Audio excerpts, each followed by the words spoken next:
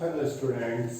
तो देखते हैं भाई, आज हम जो टॉपिक ले रहे हैं चैप्टर 1 का सॉलिड स्टेट से ले रहे हैं, और that is the topic is density of unit cell. Very very important topic because the numerical related to this topic is in your examination, final examination, and it will carry 3 marks and very simple numerical which will give you 3 marks very easily.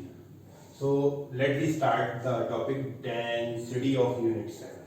So देखते हैं density of unit cell. Suppose firstly we draw a unit cell. This is a unit cell, cubic unit cell. ठीक है, it have edges. Let the edge of unit cell is denoted by small a. So all the edges of unit cell, because it is a cube, that's why all the edges are equal. So let me find out the density of unit cell. The density is denoted by rho. Density of unit cell. Density of unit cell, that is denoted by rho, and it is equal to, density is equal to mass of unit cell upon volume of unit cell.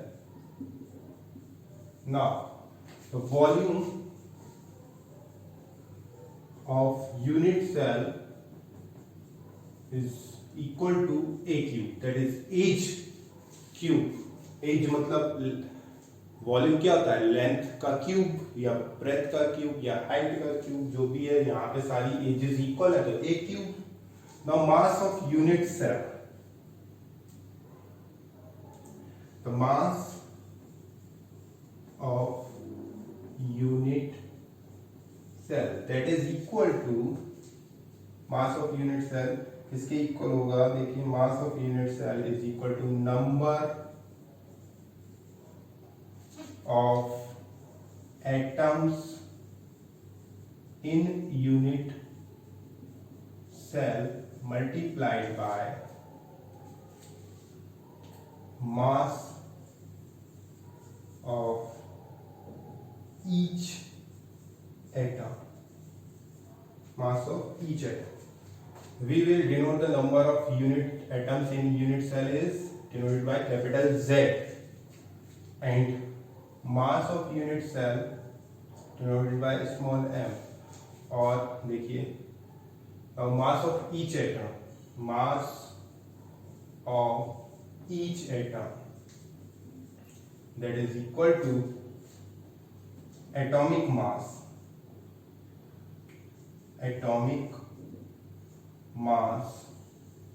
of atom upon Avogadro number. Avogadro's number. The atomic mass is denoted by capital M here, and the Avogadro number is denoted by N naught. So we have the equations 1, 2 and 3. We have 3 equations. Now combining the above equations we get. In equations को जरा combine करते हैं और हमें देखिए क्या मिलता है। Density of unit cell is equal to mass of unit cell. Mass of unit cell, देखिए mass of unit cell की जगह हम क्या लिख सकते हैं, Z into m. Small m is mass of each atom, but mass of each atom is equal to m upon m naught. It means m upon n naught. और देखिए here the volume, mass upon volume, the volume of unit cell is a cube. So this is the formula for the density of unit cell. That is very important formula. Here rho means density of the unit cell, Z is the number of atoms of unit cells. Number of atoms depends on the nature of the unit cell, that is either the unit cell is primitive type, simple cubic system, body centered cubic system और face centered. If primitive type यानी simple cubic system है, cubic lattice है, तो then Z is equal to होगा 1. If there is BCC then Z is equal to होगा 2. If there is FCC then Z is equal to होगा 4. Okay, तो ये आपको ध्यान रखना है कि अगर BCC है तो Z की वैल्यू 2 होगी, और सिंपल क्यूबिक है तो Z की वैल्यू 1 होगी, और FCC फेस सेंटर्ड है तो Z की वैल्यू 4 होगी. ये फिक्स वैल्यूज हैं यहाँ पे. M is the atomic mass. It is the atomic mass of an atom. N is the Avogadro number, and it is also fixed. Avogadro number is equal to 6.022 into 10 to the power minus 23. This is the Avogadro number, so this is also a fixed value, that is 10 to the power 23. ये भी एक fixed value है. But if Avogadro number is calculated in the question, तो the value will be changed. अगर question में ये आता है कि एवोगैड्रो नंबर को कैलकुलेट करिए तो यहाँ पे वैल्यू चेंज हो सकती है. ठीक है. A cube is the volume, it is the length of the edge. So by this formula you will find out the density of the unit cell. Very important formula. So in the next video we will discuss about some numericals and calculate them to find out the density, nature of the cell, atomic mass, Avogadro numbers, or the volume of the cell. By this formula we can calculate these all the quantities. Okay, thank you. Next video में बात करते हैं numericals पे.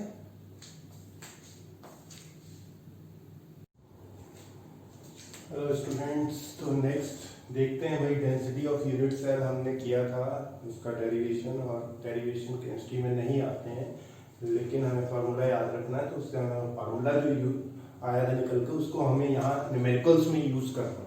ये numericals जो हैं कई types के होते हैं, हम डिफरेंट टाइप्स के करेंगे.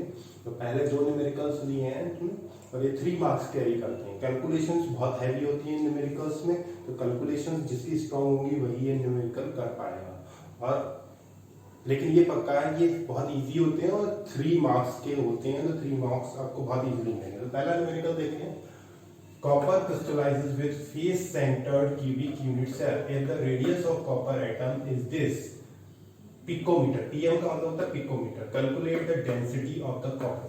डेंसिटी आपको फाइंड करनी है, तो देखते हैं सॉल्यूशन जरा यहाँ पे. डेंसिटी आपको फाइंड करनी है, तो पहली क्वांटिटी तो ये हो गई. दूसरी आपको फेस सेंटर्ड दिया है, तो देखिए मैंने बताया था फेस सेंटर्ड का मतलब Z इज इक्वल टू हो जाएगा आपका 4. ठीक है.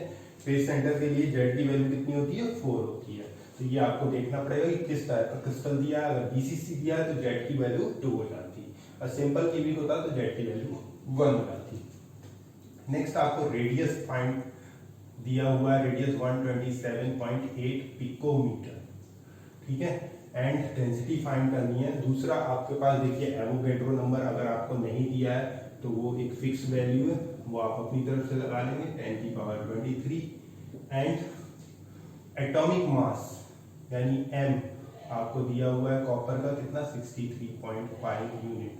अब आपके पास क्या बचा देखिए, A आपको गिवन नहीं है, एज नहीं गिवन है, यानी 2 क्वांटिटी आपको गिवन नहीं है, तो एक ही फार्मूले से 2 क्वांटिटी नहीं निकल सकती. तो पहले हमें एज निकालनी पड़ेगी, और एज निकालने के लिए अगर आपको याद हो हमने रिलेशनशिप्स करी थी FCC के लिए. देखिए फॉर FCC के लिए हमने एक रिलेशन निकाली थी.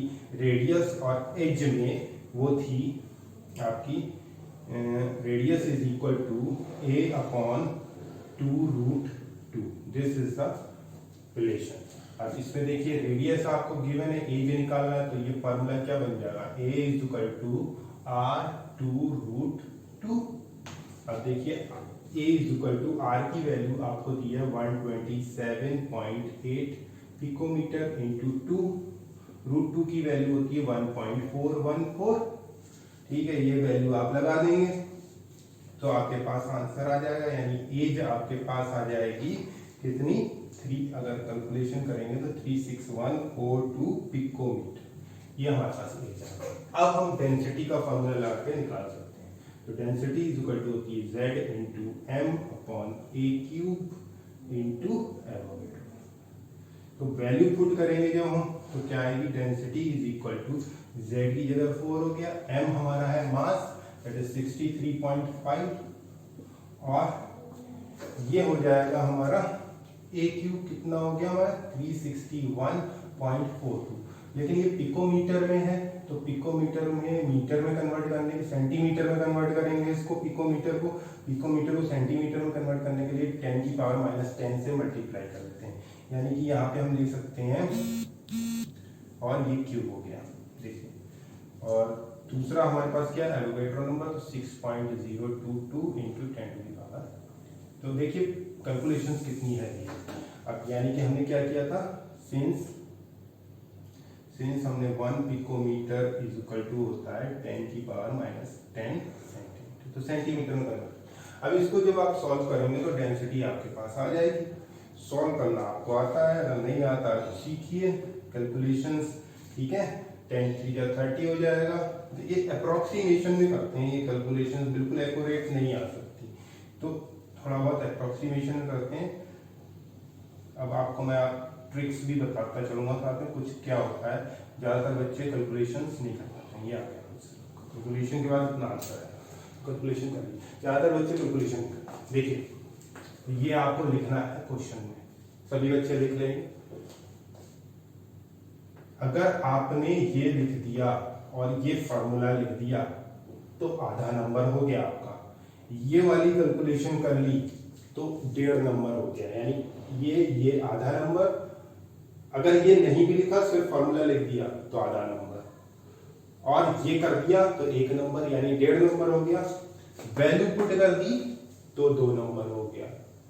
ठीक है, थोड़ी बहुत कैलकुलेशन कर दी तो 2.5 नंबर हो गया, और आंसर निकाल दिया तो 3 नंबर, यानी स्टेप मार्किंग होती है। तो देखिए ये फॉर्मूला जो है ये आपका हाफ मार्क का है। ठीक है, और ये वाली जो कैलकुलेशंस हैं ये आपकी हो गई 1 मार्क की। ठीक है, और फिर ये हो गई आपकी हाफ मार्क की, कितना हो गया 2 मार्क्स, यानी 2 मार्क्स हर बच्चा ला सकता है इस क्वेश्चन में। 3 में से 2 मिल गए, यानी 90% मार्क्स आपको मिलेगा। तो 3 में से 2 हर कोई ला सकता है। थोड़ी सी कैलकुलेशन कर दी तो आधा नंबर और मिल जाएगा, और अगर आंसर निकाल दिया तो। कभी भी इस टाइप के क्वेश्चंस को ईगो पे मत लीजिए कि इतना इजी क्वेश्चन मैं नहीं कर पाया या नहीं कर पा रहा हूँ, मैं कैलकुलेशन कर रहा हूँ। कभी कभी ऐसा होता है कैलकुलेशन इतनी लेंथी होती है, छोटी छोटी मिस्टेक होने की वजह से और लेंथी होता चला जाता है, तो टाइम बहुत ले लेता है, और जब टाइम बहुत ले लेगा तो दूसरे क्वेश्चन छूट जाएंगे। तो इसलिए ये जरूरी नहीं है कि हम एक ही क्वेश्चन के पीछे पड़ जाए। ठीक है, आप अपनी एबिलिटी देखिए और उसके अकॉर्डिंग काम करिए। मैंने आपको बता दिया स्टेप मार्किंग होती है न्यूमेरिकल में, 2 मार्क्स हर किसी को मिल सकते हैं 3 नंबर के क्वेश्चन, जरूरी नहीं कैलकुलेशन करें। ठीक है, तो कैलकुलेशन तभी करें जब बिल्कुल आप एक्यूरेट हो, आपको पता हो कि मैं इसका आंसर निकाल लूंगा, क्योंकि ये 5 मिनट में एक क्वेश्चन हो जाना चाहिए। अगर 5 से ज्यादा आप टाइम लगाते हैं तो दूसरे क्वेश्चन का टाइम ले लें। तो ये हो गया पहला टाइम, इसमें हमने डेंसिटी निकाली। ठीक है, कैसे निकालनी है, बहुत सिंपल तरीका है, कुछ नहीं है। दूसरा क्वेश्चन देखते हैं। दूसरा क्वेश्चन कह रहा है an element with molar mass. अब यहाँ पे मोलर मास आपको गिवन है, मोलर मास 27 ग्राम पर mole, forms of cubic unit cell. अब यहाँ पे क्यूबिक यूनिट सेल है, कौन सा है, बीसीसी, एफसीसी या सिंपल क्यूबिक, कुछ नहीं पता। विद एज लेंथ, एज की लेंथ दी है 4.05 into 10 to the power -8 centimetre. If the density भी दी है 2.7 gram, what is the nature of the unit cell. देखिए nature of the unit cell, nature का मतलब होता है कि किस टाइप का यूनिट सेल है, either it is BCC, FCC और सिंपल क्यूबिक। तो आपको यहाँ पे पता लगाना है कि किस टाइप का यूनिट सेल है, सिंपल क्यूबिक है, बीसीसी है या एफसीसी है। तो उसको पता लगाने के लिए आपको फॉर्मूला वही यूज करना है। तो सबसे पहले तो आप डेंसिटी देखिए, आपको गिवन है 2.7 ग्राम सेंटीमीटर क्यूब। ठीक है। आपको और क्या गिवन है, ए गिवन है 4.05 इंटू 10⁻⁻8 सेंटीमीटर। आपको क्या गिवन है, मोलर मास यानी एम गिवन है आपको 27 ग्राम पर मोल। ठीक है, एवोगैड्रो नंबर नहीं गिवन है तो वो आप अपनी तरफ से लगा सकते हैं, क्योंकि यहाँ पे कैलकुलेट करने के लिए नहीं कहा गया है एवोगैड्रो नंबर। तो 6.022 इंटू 10⁻23 ये आ गया। अब आपको फाइंड क्या करना है, यानी फाइंड करना है आपको z। तो फॉर्मूला है आपके पास, density is equal to z into M upon A cube into n. Value put करते हैं जरा, density is equal to z तो आपको फाइंड करना है, तो डेंसिटी आपको गिवन है 2.7, ठीक है, is equal to z find करना है, m हो गया, m देखिए क्या है, m आपको गिवन है 27, ओके, और a क्यूब हो गया 4.05 इंटू 10⁻⁻8 क्यूब इंटू 6.022 इंटू 10⁻23। ये एवोगैड्रो नंबर हो गया 10⁻23। ठीक है, अब इसको जब कैलकुलेट करेंगे तो अप्रोक्सीमेट में आएगा ये आंसर, कभी भी एक्यूरेट नहीं है, अप्रोक्सीमेट में आएगा, और ये अप्रोक्सीमेट 3.99 आएगा। तो इसको राउंड ऑफ कर लेंगे तो z इज इक्वल टू 4 हो गया। ठीक है, राउंड ऑफ करके तो z इज इक्वल टू 4 हो गया, यानी कि nature of the unit cell क्या हो गया, नेचर ऑफ यूनिट सेल आपको फाइंड करना था। ये क्या हो गया आपका, एफसीसी। कैसा है ये unit cell, face centred cubic crystal है। तो यहाँ पे हमने नेचर निकाला है इस न्यूमेरिकल में। और सिंपल क्वेश्चन होते हैं, सिर्फ कैलकुलेशन पे थोड़ा सा ध्यान देना है। अगर कैलकुलेशन हमने कर ली तो फिर देखिए, आप देखिए इस क्वेश्चन कुछ नहीं है, हाफ मार्क यहाँ मिला, 1 मार्क यहाँ मिला। ठीक है, थोड़ी सी कैलकुलेशन कर दी तो आधा नंबर और मिल जाएगा, यानी 2 नंबर होगा। यानी थोड़ा काट पीट दिया ऊपर नीचे थोड़ा बहुत, तो हर कोई काट पीट सकता है। जैसे 10 की पावर कैंसिल कर दी, इधर प्लस में है इधर माइनस में, तो कैंसिल हो जाएंगी, कुछ कम हो जाएंगी, या थोड़ा बहुत तो आधा, तो 2 नंबर हर किसी को मिल जाएंगे। और थोड़ी सी अगर स्ट्रॉन्ग कैलकुलेशन से निकाल दिया आंसर तो 1 नंबर वो भी मिल गया हमारा आपको। एक बात जरूर ध्यान रखिए कि जब भी आप आंसर लिखते हो, अगर आंसर फाइंड करते हो तो आंसर में यूनिट्स जरूर लिखिए। भाई अगर यूनिट आप नहीं लिखेंगे तो हाफ मार्क वहां डिडक्ट हो जाता है, यूनिट का आधा नंबर मिलता है। तो यूनिट अगर नहीं लिखी है किसी भी क्वेश्चन में, सिर्फ यहाँ ही नहीं, किसी भी क्वेश्चन में अगर आपने यूनिट नहीं लिखी है आंसर में, तो वहां पे आधा नंबर आपका कट जाएगा सही होने के बाद भी। तो वो ध्यान रखिए, अगर आप पूरा क्वेश्चन निकाल देते हो कैलकुलेट करके आंसर निकाल देते हो तो यूनिट जरूर लिखें। अब यहाँ यूनिट नहीं लिखी जाएगी क्योंकि यहाँ यूनिट नहीं होगी, ये भाई टाइप है, इस टाइप का क्रिस्टल है, तो क्रिस्टल का टाइप आपका हो गया एफसीसी, यूनिट नहीं आएगी। लेकिन जहाँ यूनिट है वहाँ यूनिट लिखनी पड़ेगी, तभी वो आपको फुल मार्क्स मिलेंगे। मतलब पूरा करने के बाद भी आपके पास 2.5 नंबर ही आएगा, 2.5 हाफ नंबर डिडक्ट हो जाएगा। उसका रीजन वही है कि यूनिट नहीं लिखी। तो बहुत ही सिंपल न्यूमेरिकल है ये, इनको ट्राई करिए और कोशिश करिए, नहीं आता पूछिए बताएंगे। ठीक है, थैंक यू।